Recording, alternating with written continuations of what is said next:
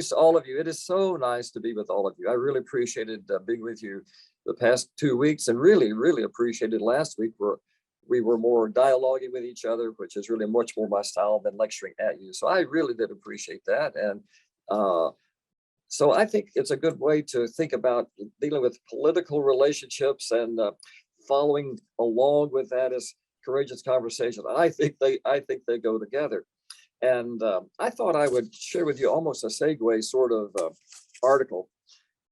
Have any of you heard of the name Jeannie Stone, Dr. Jeannie Stone? I don't know if you ever heard of her, who superintendent of the Richardson School District. God bless superintendents and teachers, right, for the courage they have every day to show up and put up with what they have to put up with and do all that they do.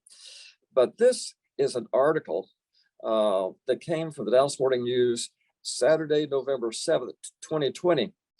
Fighting racism requires authentic conversations. I thought that was an interesting term for her to use, and I think really goes along with what we're talking about with courageous conversations. And under that was said, students taught Richardson superintendent they have every right to demand change. And you probably can't see what it says here, but you got to get the idea that that's really what was the article in the Dallas Morning News. And I'm not interested in just reading to you, but I thought some of the things she said were very important about what we're looking at. She said, words have great power. It's something I've known since my earliest days as a high school English teacher. Now, in my 4th year as superintendent of the Richardson Independent School District, I've witnessed firsthand how words I choose can inspire, enrage, injure, and uplift in equal measure. Sometimes it all happens in response to the same phrase. I'd be curious, what is your reaction almost to that opening paragraph? What's your thoughts in light of what we talked about last week? We'll talk about this week. Any immediate response of whatever you might have? I think that, yeah, I was going to say, I think that's the whole conversation. When you say conversation, it's words. And all of what we've been talking about for the last 2 years has centered on words, which ones are said, which ones aren't said. That's critical to civilization. Yes, it is. And it's what is said. There was, when I was a student at Perkins in my master's program, they often had art displays in Bridwell Library, and one was by a person named Hodgel. He did all black and white paintings, and one of them was called The Preacher. And the perspective of it was, it's like the pulpit almost reached to you, and he, of course, is leaning into and toward you. So you almost feel like you're experiencing his face right in your face. And in the surrounding what might be white space was words, words, right? There are many, many words. And sometimes that's how we experience life. It's just a bunch of words, and we know how it might be from Charlie Brown cartoons, as you know, and you know how that goes as well. I thought I'd share a little bit more from her article. After a football game, there were a lot of racial slurs hurled from the more white school in the school district toward one that was of more color. And it made national headlines. Of course it would, right? And it really got her attention. And she said, wow, it got her attention. It saddened her what was going on. And I sent out a letter, but didn't call the images racist of what I'd seen, because that was a word I didn't feel I could say. It contained too much power. I went with racial insensitivity. Isn't it interesting? We listen to what people say, what people don't say, and almost implied messages, but how we can be politically correct one way or the other. But that's what she became aware of. What happened as a result of that, she invited, and some of them volunteered, students and faculty people from the school district began to talk to her and say, yes, we are experiencing this. Then she was courageous enough to say that yes, we do have systemic racism in our school society. What do you think happened from that? What do you think happened from that? She got threats, and she also resigned. You got it. You know the rest of the story. God bless you. You know, many students. Interestingly enough, I see a number of teachers and know a number of teachers in the school district, number of students I know well. And my wife teaches, she teaches, contract wise there. And so many people coming forward. I heard some of the teachers say, wow, this is good. We're helping our students learn about diversity and different cultures. And they were on board about it. And I think we're really, really excited about it. And it was really kind of groundbreaking in some ways, and it was important, and it was helpful. But systemic racism, and you have talked about it in your church, you talk about it in your gatherings with other people, I'm sure. But she invited the people to come and tell me about it. I think that is an invitation of understanding another person from a political conversation or courageous things. She invited people to tell me about it, and she was appreciative. They trusted her enough, which I think is an important component of any good conversation. They trusted her enough that she would listen to them, and they shared openly. And I think she heard things that she was not aware of, or she would say, I didn't think I wanted to hear, but it opened things up, and it really was remarkable what was happening. But then, as you were saying, Mrs. Campbell, right? What's your first name? Reggie. Reggie Campbell. I couldn't see Reggie. Yes, you know the rest of the story. Would you like to tell the rest of the story? Reggie, it's a story that's playing out across all educational programs right now, is the great resignation that is occurring, and of most concern in an educational system across the country, where superintendents just don't feel like it's safe and or that they're able to make any difference because of the atmosphere that we live in right now. Yes. And that's a part of our grief and sadness and frustration. It really is. And she really had courage. I appreciated her a lot, got to know her pretty well. We were involved in various things together. She spoke at our church during and before this time, quite frankly. We have a thing called the Network of Community Ministries in the Richardson School District that helps the poor and the needy. And she helped a program of working with that organization that I helped to found, quite frankly, many years ago, to have health care for nurses, for students, have nurses and doctors, for teachers and students to be able to come and have health care before and after school. She did a lot of good things, but the shift came, right? As you can imagine, the words were met with great appreciation from some people, and others, it really motivated them. And you know how school boards, that's a big deal, as you know, from a political conversation perspective or divisiveness perspective, and shifted in the point that it made it so painful for her that yes, she left. And I admire her, but I think that's one of the things that makes people scared. What can happen to me if I do have this courageous thing and call something what it is? And so, Reggie, thank you for sharing what you did. I have on my desk, I have this little, you can probably see this, comes from Scripture. Be strong and of good courage. The Lord thy God is with thee wherever thou goest. Joshua 1:9. A person, I don't remember who it is now, quite frankly, gave that to me many, many years ago. I've kept it on my desk for probably 20 some years. And it reminds me every day because we all do things that are courageous. Every one of you is courageous. My hunch is we could go around the screen here. Tell me an example of some courage that you've had to do things. Uncomfortable, difficult, scary. You're still living. We all have had the courage to do some things probably that's been very important in our lives. How do we deal with that? Some of you have read Paul Tillich. Remember Paul Tillich? Remember one of his books, The Courage to Be. Did you ever hear of that book, Paul Tillich, the theologian back when?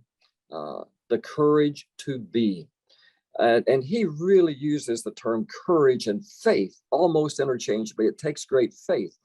And I think as you could think of this as people of faith and looking at the history of our faiths and see people, it's from their faith that has given them the courage, we might say, to do things.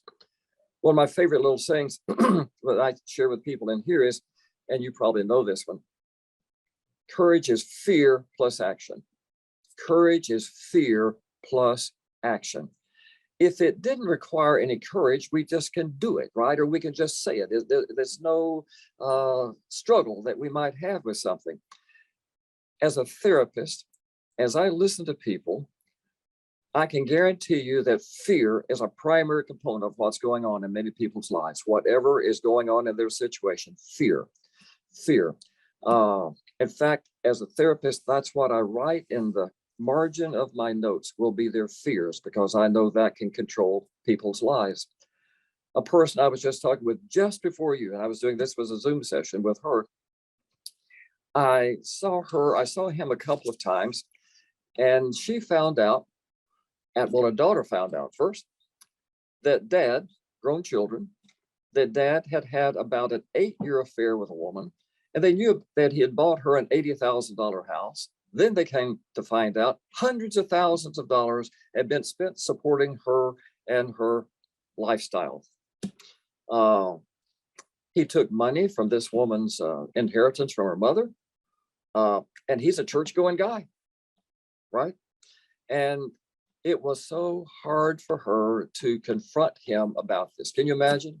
They'd been together for 29 years. It took courage for her to confront her husband about this, and that was tough. She was telling me just now that she has told him, you need to have a relationship with your children, and you need to apologize to them for what you've done because they don't want to have anything to do with it. He said, oh, I'm afraid they won't like me if I talk to them. Now, that's crazy thinking from my viewpoint, if I may say it so well. But I think that fear. I'd be curious if you and I could go around this room and say, what are you scared of? You don't have to say boldly, but would anybody like to say what they're scared of? What they're scared of? It's nothing to be ashamed of, quite frankly. Anybody want to say? Yeah, Terry, one of the things that we use as a panacea in our society, we use the term, you need to do the right thing. And my experience is that people who do the right thing really end up on the wrong end of society. We had a whistleblower act put in our Congress, federal government, to protect people who bring up things that are really wrong. And only one person ever survived in a career so far bringing up what was wrong.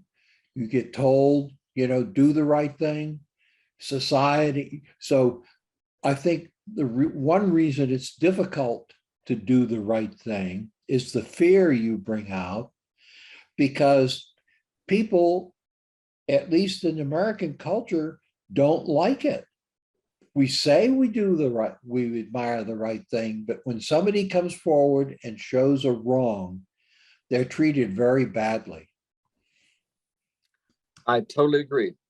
As a therapist, I will tell you, I've seen 2 whistleblowers in therapy with large corporations, and you can imagine what it's been like for them. Threats to family.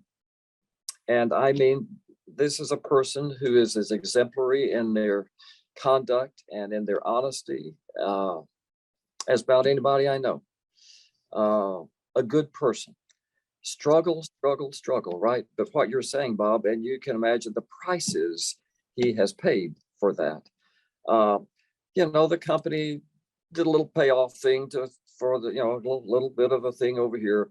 But did it hurt them? No, they were too big to be hurt, right? Quite frankly, it didn't bring anybody down. But it is scary because you look at the price you pay. And you and I see people today who come out and will say things that may be different from a person in power has, and you know what happens to them. And so it takes a lot of courage. You have to be willing to pay the price. So no wonder we're silenced, I think, is what you're probably implying. And so people say it's not worth the cost, or I'm afraid what it might do to the family. But I love your term, to stand up for what you feel is the right thing to do.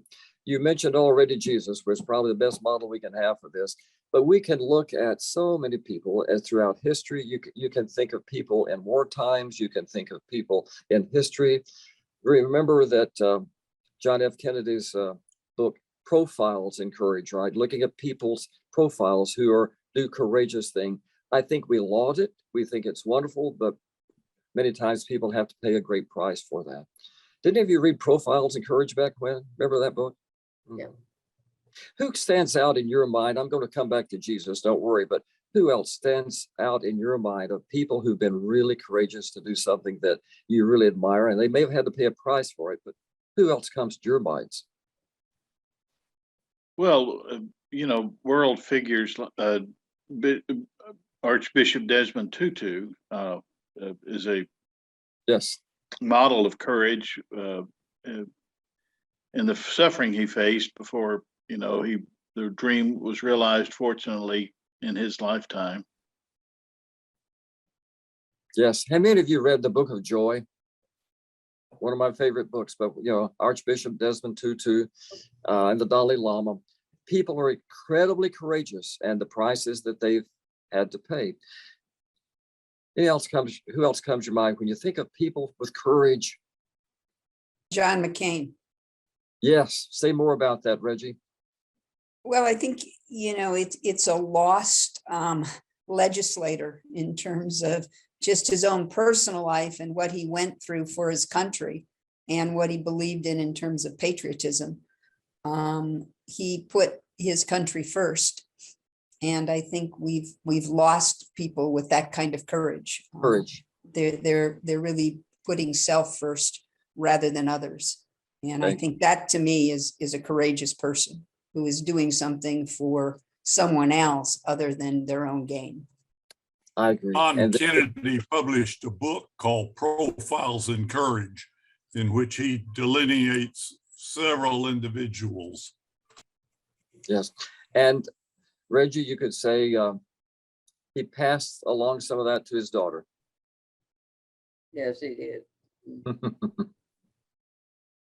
Who else comes to your mind when you think of courage? Courage. Yeah, Martin Luther King Jr. Every day, probably, right? Every day when we think about it. Lived with threat. How about any middle school teacher? Every day. Every day. And I'll say this, don't we remember when schools were safe places? Yeah. Mhm. Courage. Courage has an origin in French cœur that goes to the heart. And I think that's one of the things to keep in mind. You could call it brave heart if you want to look at it that way, but there's a strong heart. When I think we may think about it as your gut, but if you think about the heart, the strong heart, everybody that is here today isn't it amazing how strong our hearts are? I don't know your heart condition, but when you think of something every day, of all the times that organ is beating every day, no wonder it would be considered the seat or an origin of, or a word for courage is in your heart. And you see that in people who can face all kinds of difficulties. I would imagine everybody in this room has faced some very tough times. And then it's how we respond to those things and what we do. I think it takes courage, and I'm going to use Jeannie Stone's example. She knew that there were people on both sides who would not like her, but she was courageous to do what she felt, with what you said, Bob, was the right thing to do. And she invited people and she listened to. Sometimes it takes courage to listen. It may sound like a passive act, but I think when we listen to people, it takes courage to listen and really hear someone and hear them out. I'll give you a weird, funny example, maybe. I do a lot of marriage and premarital seminars. And years ago, I was doing this marriage series, and there were like 80 couples in this 6-week series. And I just said, anyone here have struggled with what you believe? And sometimes it takes courage to even believe, have faith, I think, as well. And so there was a person at my far left of this room. I think there were 80 couples in this group. And I saw her elbow her husband. Ever see how people communicate, in their own little way? She elbowed her husband and he kind of shrugged his shoulders. And then she raised her hand and she said, "My husband said I can say this." Okay. I mean, she spoke in such a courageous way. Everybody in that room could hear what she was saying. She said, you know, several years ago, my husband told me he didn't believe in God anymore. And she said, it must have been a God thing, because said normally I would have looked around that room, picked up a Bible, hit him on the head with a Bible, and said, what the hell do you mean you don't believe in God anymore? She said, that would have been my instinct. That would have been my instinct. But she said, because it must have been a God thing, she said, I said to him, tell me about it. And then he began to speak. And he had courage, I'm going to say what he said. He said, a number of years ago, I read a newspaper account about a church official who abused children. And he said, I had a flashback. I had a flashback. And he said, I decided right then I'd never go back to church. And he said, I decided then I wasn't going to believe in God anymore. I was not going to believe in God anymore. He said, through those years, I made up every excuse in the world why I wouldn't go to church with my wife, because I was afraid if I told her, she would probably just hit me with the head and bash me verbally as well as probably with the Bible. But he said, I decided one day, this woman, I love this woman. She loves me. I need to tell her what happened to me. And he said, I began to share with her what had happened to me. She listened to me. He said, we hugged and we kissed. I shared some more and we hugged and kissed. He said, that was one of the most intimate experiences we have ever had in our lives. What do you think about that little story that's a little bit different, but what do you think about that story?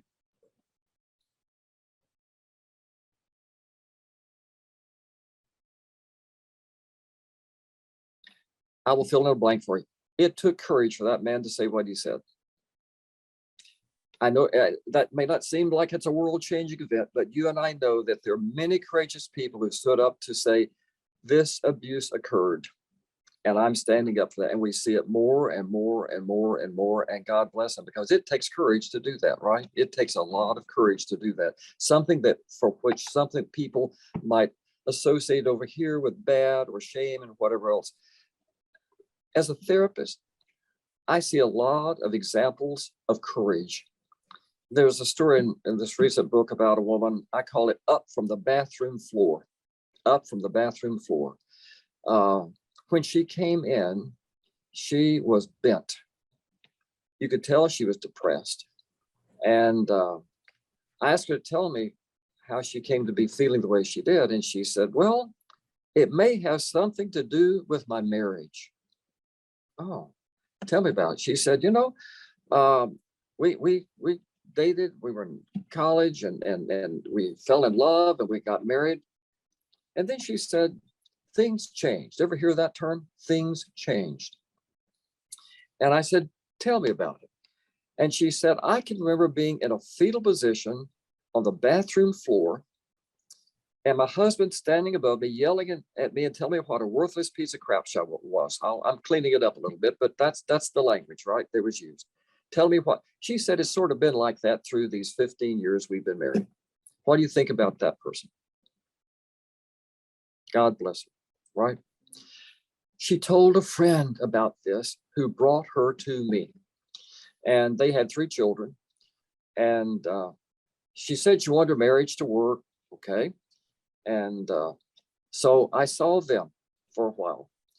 And he wasn't a bad person. He had a job for a government organization, I'll call it that, very responsible, good breadwinner, you might say. 3 kids, neat kids. But she was depressed, and you might well imagine why, because that was what went on in their home day after day. So I said, I don't decide if people stay married or not, but either way, you're going to have to get stronger.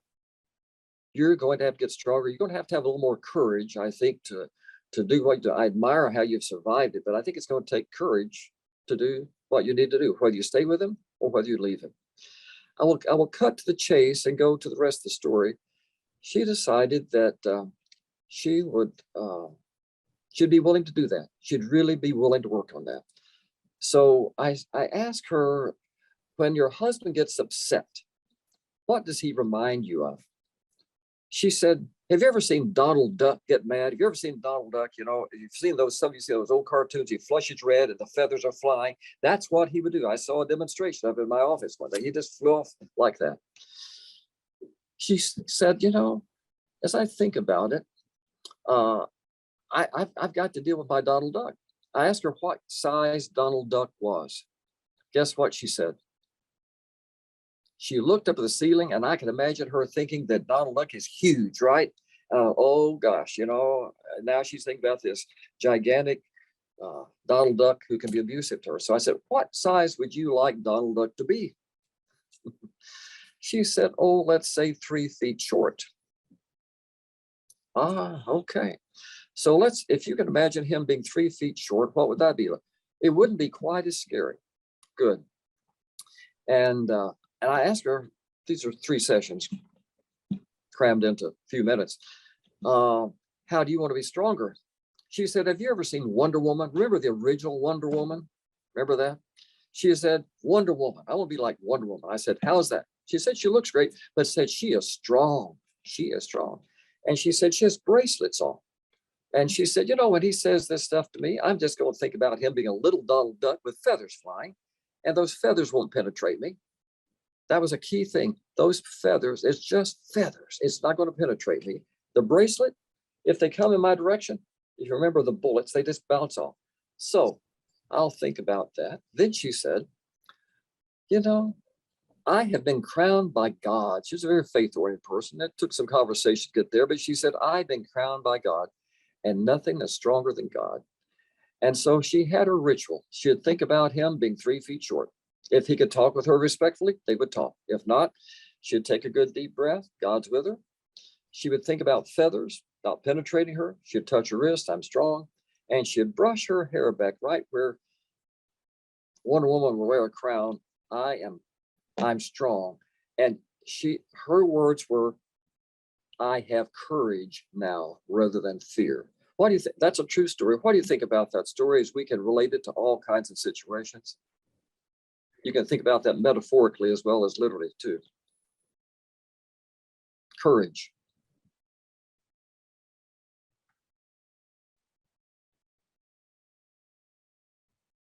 It takes courage. She began to stand up, and in that case, she felt stronger and she took charge of her life. So I think that's the example for her. That may not fit for all of you as I'm sharing it with you, but to me, many times we look at things and fear, we can scare ourselves to death. We can scare ourselves to death. I think that's what happens. And many times we make it, and I'm not minimizing what you said, Bob, it could be reality, or like the whistleblowers I've seen, that's reality, but it takes courage. But you know, many people would say, it didn't kill me, you know, and I was able to survive it and make it through it. And to me, that is an example of courage. If we think, you know, it didn't kill me and I'm stronger. And she began to stand up. And I think, can't you imagine her children seeing the image of their mom being strong? That was, as I got to meet with each of those children, they admired their mom. Now, quite frankly, I'll tell you the other side of the story. He was also having an affair. I think he was also almost wanting her to fire him, you know, and he was already in love with someone else and had a plan how he was going to exit. But in the meantime, he demonized her and took it out on her. So courage, I don't know what the courage is for you, but let's try not to make it bigger than it really is and to see it for maybe what it is. And I think people can draw upon strength. I think many people, as I look at your faces, my hunch is, as Paul Tillich was talking about courage and faith being an interchangeable way of looking at each word, my hunch is your faith has helped you through a lot of things to be courageous. What would you say? Would you say how your courageous faith has helped you through many things in your life? Some of you can think your own life, but my hunch is every one of you have, all of us have. There's an element of time that Yes. is just sometimes kind of magical. You know, you may suffer from abuse or a bad situation or an intractable pain or illness for from an amount of time that you just, it's almost as if you're not really alive during that time. And then there's a breakthrough. It's like the time has come. The Kairos has kicked in instead of the Chronos, and in God's time, it's time to be courageous, and we need to recognize and act in those moments, I think. So it sounds like those stories, you were a catalyst for people getting out of a Chronos sort of relationship with what they were enduring, and being courageous enough to risk taking action, as you say, fear with action.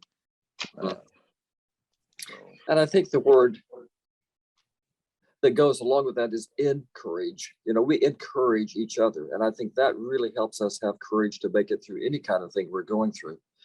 I think when we have courageous conversations, we're not sure what to do. I don't know if that would be true for you, but I think sometimes I'm not sure how to approach this. I'm not sure what would be a good way to do that or not. I'll just share with you some things I have found that often is helpful. I do believe that wherever two or three are gathered together, as we've said before, we know that not only is God there, but there will be some differences and issues, but it's the how we deal with them. And I think, like you're saying, Stephen, maybe when the time comes for that, when we've built enough courage or the timing seems to be right. I'm always curious about when I have a little idea of how to deal with differences and have the conversation. I think our own mind is really important in how we think about the situation and what we want. If you just want to be mean to someone and tell them how they're wrong, that's not usually going to be very helpful. So I think most of us appreciate someone who's going to be respectful in how we approach something. And so I think that respectful doesn't have to be passive, but I think it takes the courage rather than the instinct to just go after somebody or avoid and hide, is to have the courage to raise something. And so be respectful. What helps you get into a mindset? I think it helps us to pray, to have courage. The man who was the whistleblower took walks with his dog every day, and he prayed for about an hour. That's what he did every morning religiously, every day. God help me to have the courage to do the right thing here. I sometimes wonder and question if what's this doing to my family? He spent a good hour every day walking his dog and praying. He said that gave me courage. And so the way he approached it was not with my guns are bigger than your guns, or my attorneys are going bigger than your attorneys, but he said, I want to have self-respect. Does that make sense? How he respected himself. So I think respect was an important term. They've treated me disrespectfully. I don't want to treat them disrespectfully, but I want to keep my integrity and my respect intact. So I thought that was an interesting ingredient as we look at dealing with another person with a hard conversation, is to have an attitude of respect. And it could be praying or meditating or taking a walk with your dog or whatever you do, or talking with other people. But I want to be respectful in how I approach this. The second R, I put 5 R's in this, is how you raise it with another person. So when you have a disagreement with someone, or to have a courageous conversation, I think it's how we raise it with the other person, not necessarily confront it necessarily, unless that's necessary, but what you think are some good ways to raise an issue with another person or invite. Do you have some thoughts? How you raise it? Well, I think you really gave an opportunity there by using the word encourage. Yes. And I think it's in conversation, Yes. which means that I'm talking, but I'm also listening. So the encourage in conversation is, because otherwise fear just immobilizes. That's right. An action of the in gives you an action. Yes, it does. I totally agree. And I think you saw that in Jeannie Stone. That's what she did. It was, she engaged and invited people to tell her, and so she could move and even name racism, for example, right? It took courage to do that. And she paid the price. You want to say that. But I'll tell you what, the difference that was made in the school district with the teachers, faculty, people, staff members, and students did a lot of good, did a lot of lasting good. So to raise it, some people will say, just tell me. Don't make me wonder and worry. Please just tell me. And other people will, I couldn't tell you how many times I hear this one. It's the tone of voice. The tone of voice that you approach me with makes a huge difference when we're having a difficult conversation or having a courageous conversation. Your tone means a lot. Timing, like you were saying a little bit earlier, is usually an important thing. Is this a good time for us to talk about something? Yes. If not, if you know the person well, when would be a better time? But it's how and the when and the manner in which we raise an issue, I think has a whole lot to do with how well a courageous conversation will go. If we can, with respect, raise an issue, my experience is it helps that other person to respond rather than react. Does that make sense? Because what we're wanting to do is, if we're wanting to make some movement, you raise it respectfully in such a way that helps that other person respond, not put them totally on the defensive. And you help me know, what are some things you think we could say that would be invitational, but also responsive? Can you think of something that,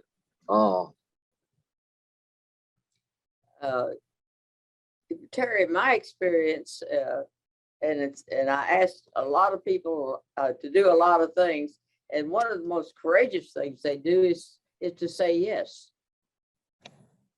I did. I just yeah.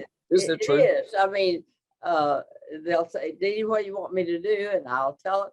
And because if they say yes, there's all kinds of things that open up for them. But if they say no, they go nowhere. Mm-hmm. So if people would be courageous enough to see what another person is asking them to do, it just thrills me when they just, like yourself, when I ask you, would you do this for us, and you immediately said yes, and look what it has opened up for a lot of people. I mean, well, you're kind. It took courage. I said earlier, it took courage for you to ask me. but it took courage for you to say yes. Yes, I think, like you're saying, it's a both and. It really is, and that's the in relationship. If we can respectfully raise and then respond to another person, many times that takes a breath on our part to calm ourselves down. I'm always curious how we calm ourselves down, how we self-soothe, then we can respond. That helps us move to a better place of understanding. You can call it resolve. I'm not saying it's fixed, but it helps us move to a better place. And then we can high five or rejoice. The fifth R would be rejoice. We came to a better place. I think I understand you better. Thank you for sharing with me what you did. It's about listening and sharing. Let's put it on a very simple language. It's listening and sharing and feel like you're heard. Many people just want to be heard. Many people, it means a whole lot for us. So before we begin to get down to the last quarter here, Jesus said, probably, what do you think maybe one of the hardest things Jesus said for us to hear? Love your enemy. Yep. Isn't it though? I totally agree with you. Love your enemies. Bless those who curse you. Do good to those who hate you. And pray for those who mistreat you and persecute you. Matthew 5:44. What do you think about that? What do you and I think about that? It's hard. It's hard.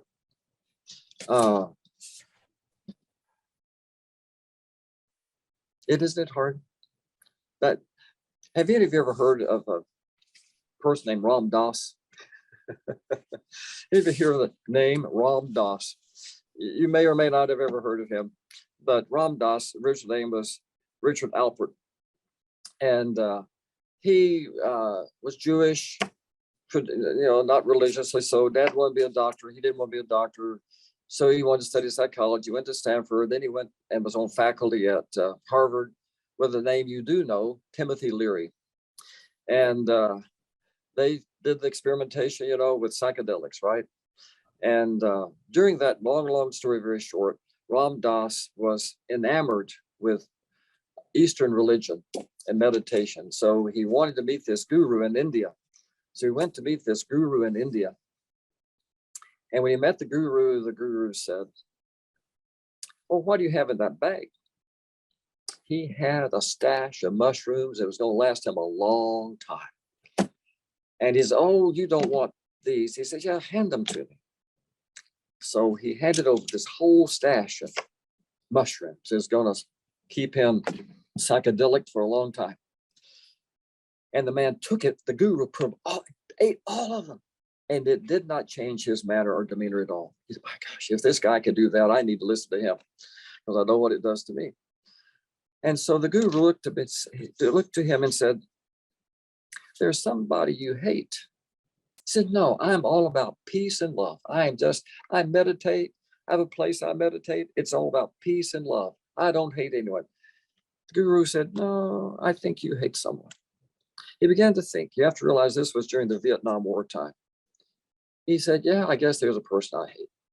The Secretary of Defense." He said, "I think the military-industrial complex, what it's building up, and it's perpetuating this war that's killing all the American soldiers and all these Vietnamese people. I could say I hate him." And so the guru said, "Do you have a photograph of this person?" "No." "Well, I want you to get a photograph of him, and I want you to put a picture of him in your meditation area, and I want you to send love to him every day." What do you think about that true story? What do you think? It's almost what Jesus is saying, isn't it, to us? What do you think will help us to, whether it's a courageous conversation in a family or something that's, I guess, separating us from whatever, and to even bless people who are different from us and pray for people who persecute us? What do you think about us doing that more? You probably do that, but what would it be like if that became a real part of our focus in our prayer life, you think? We pray for family members and friends and people we love. Don't we usually pray for those people? But it's harder to pray for the other people. I'll use one more story. Remember several years ago when a person killed several police officers in downtown Dallas, right? Remember that? Well, I was asked to meet and participate in this thing, give a talk about how compassion changes our brains. The focus was, how can Dallas become a more compassionate city?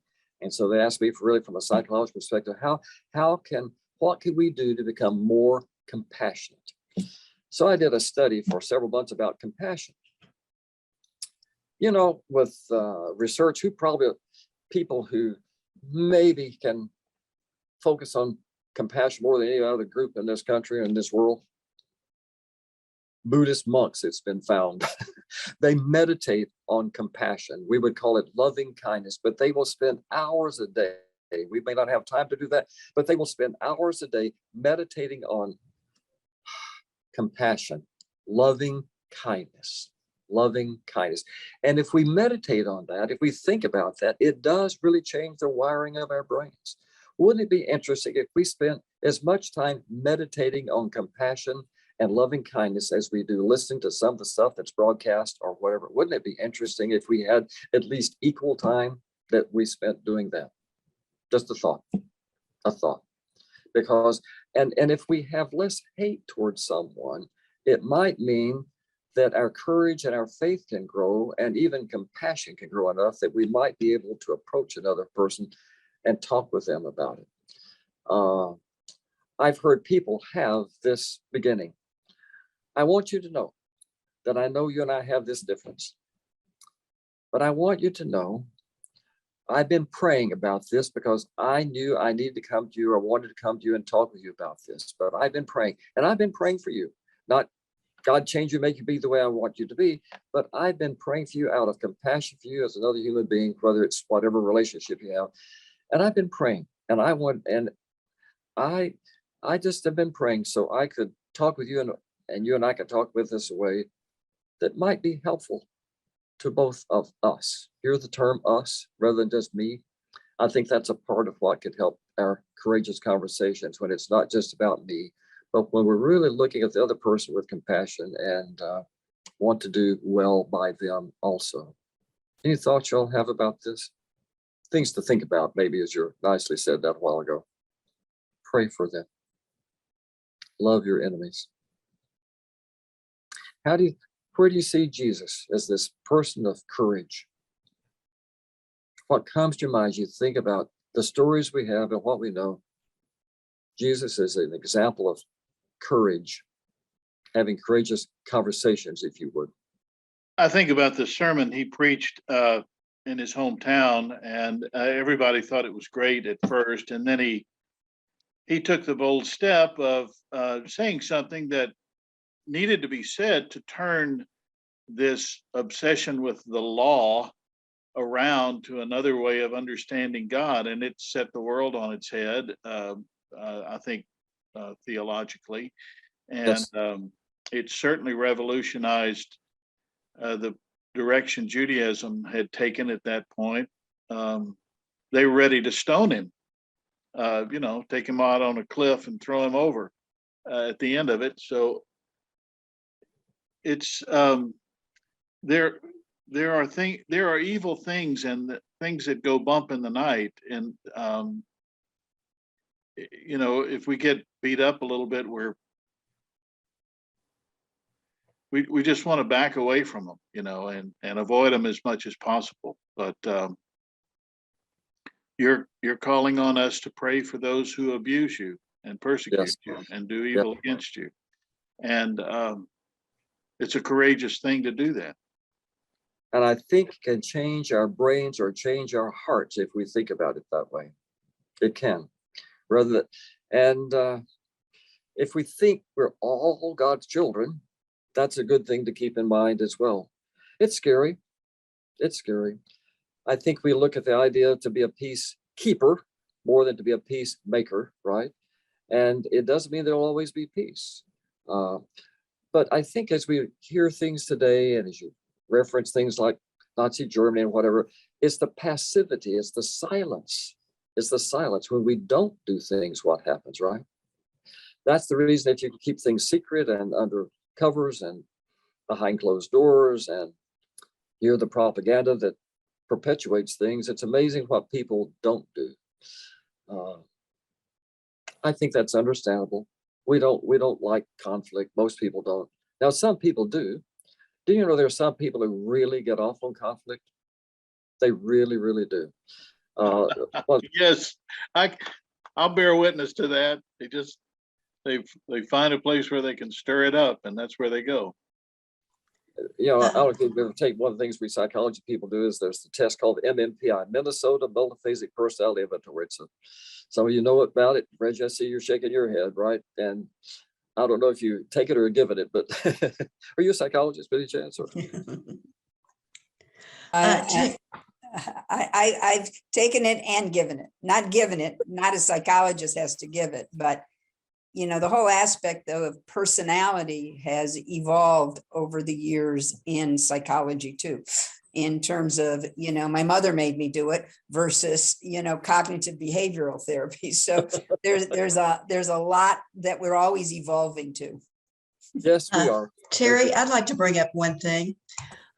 When you're talking about hate and everything, I think back to years ago with the Amber Geiger case and about how decisive that was and how much hate there was on both sides. And I can remember the courtroom when she was standing up for her sentencing, and Amber was beside herself because, she had so much sorrow there. But then was it the black judge that came down and offered her a hug and said, you need to have grace is yours. And I thought if there was any way that this could have ended, I wouldn't have thought of this as being the way that it ended. But I thought that was so heart-wrenching and so forgiving and so open for the rest of us. Was it though? And that's iconic, isn't it? Almost as that scene stuck in our mind. And you also probably know how much backlash the judge got too, right? Yeah. But don't we appreciate that and admire that? Oh, you bet. You're courageous people. The silence, I understand, but if we are totally silent, things never get resolved. It helps us to raise things. And I think we want good. We probably all want good. And Jesus, anything else you think about Jesus and courage? My gracious, courage. If that's our example, and to be Christ-like is to be courageous, not just quiet. Quiet. I'm a great believer in quiet. It's a good preparation, but it's not the end place, is it? It is not. What else do you think of as we are coming down the home stretch here? Another question, comment, or you can beg to differ with me. I can handle that too. Well, Terry, I think some of these notable and national and international examples of courageousness they're worthwhile, but down at the individual level for you and me, sometimes courageous means maybe knocking on your neighbor's door that you've never met before and saying,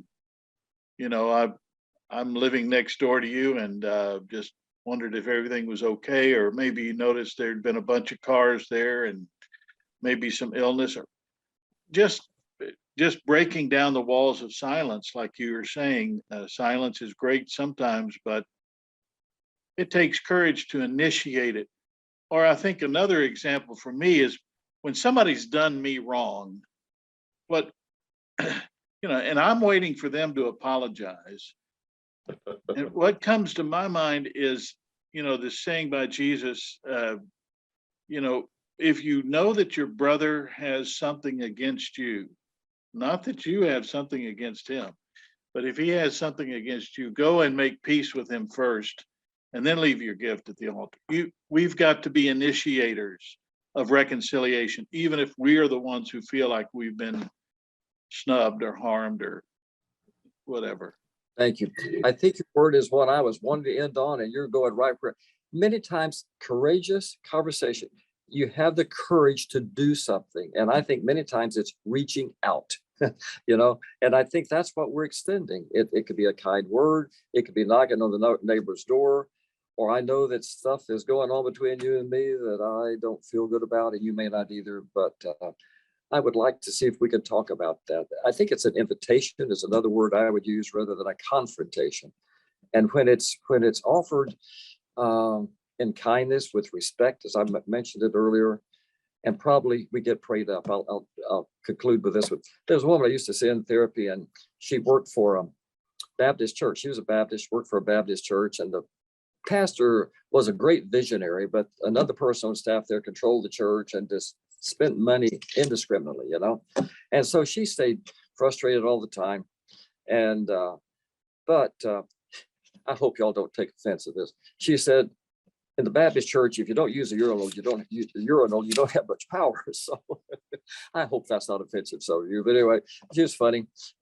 But she said, I've got to muster my courage and address this. She said, I talked to the pastor and he says, well, now you handle it. And she said, this other person I knew was his favorite. But she said, her term was, before I go to work and before I talk to this man, I have to get prayed up. I'll never get that term. I love that, I need to get prayed up. And I think if we get prayed up, it sort of helps us to have the courage to reach out and be maybe kind to someone or address someone about an issue that's really pretty tough or touchy in some ways. So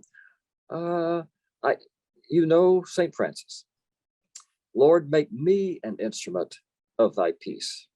And I think that's what we could be. Lord, make me an instrument of thy peace. Where there is hatred, let me so love. Grant that I may not so much to seek to be understood as to understand, to be loved as to love. For it is a giving. It is a